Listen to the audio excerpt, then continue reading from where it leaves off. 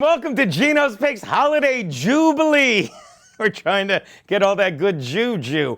All right, here we go. 2-2 last week, 31-25 on the year. I know 55%, but we went 4-0 on College Saturday. Here's the thing. The way we track, we've always tracked Geno's Picks this video, but we have so many videos out there, and we went 8-4-1 against the spread over the weekend. You're making money, so you can't wait to get to these picks. But first, you know what really grinds my gears? Obviously, Odell Beckham Jr. He lost his marbles last Sunday, and while he has apologized, and I hope he means everything he said, and I believe he does, the fact that Giants head coach Tom Coughlin left him in because now he's coaching for his job is unacceptable, especially after that ridiculously dangerous hit he put on Josh Norman. Look, if I wanted to see violent helmet-to-helmet contact between two angry athletic black men, there are tons of porn sites on the web. And just like Coughlin, they featured a terrified little white bitch.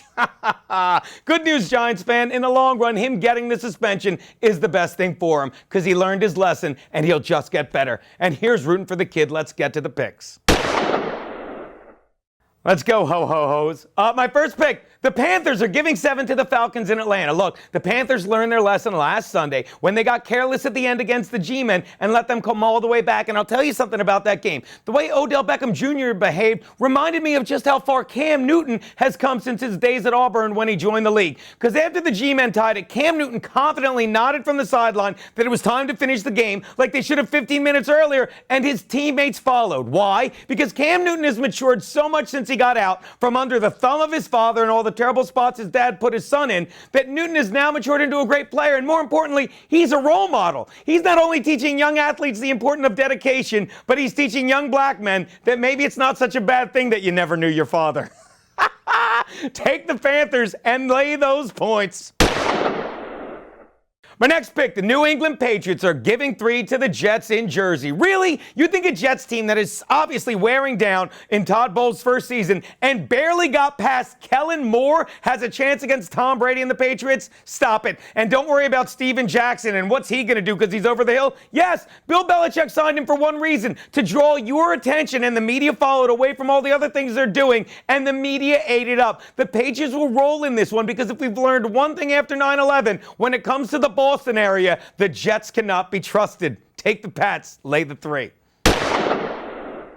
My next pick, the Packers are getting 4 from the Cards in Arizona. When the Cards lost Tyrann Mathieu this past Sunday night, they didn't just lose their best defensive player, they lost their 5 best defensive players because this guy plays in every single package in every position, from linebacker to the nickel defense. In fact, the only NFL player involved with more defensive packages and associated with more tough defenses than him is Greg Hardy.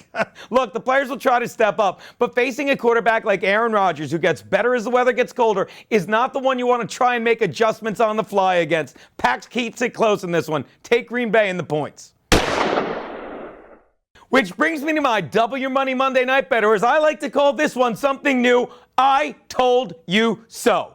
I cannot remember who said, oh wait, Joe, it was me, that Denver is going to start Brock Osweiler as long as they can, and then when Peyton Manning comes back, if they're sold on Osweiler, they will say Peyton Manning needs surgery. Hey, you know what they said this week? Peyton Manning needs surgery. But Geno, that doesn't make sense because the Broncos have just lost their last 2 games. Yes, because Brock Osweiler has been distracted. I know Denver hasn't scored in the second half of their past 2 games, but let me tell you something. Now that they have shut down Peyton Manning and taken him out of the equation, Brock Osweiler can focus on what he needs to do, get the running game going, and I'm not worried about A.J. McCarron covering 3 and a hook when he's less worried about A.J. Green and more worried about banging his supermodel hot wife. Maybe since he wins, but not by more than 3. Take Denver in the points. Those are Geno's picks. Ho, ho, ho, bitches.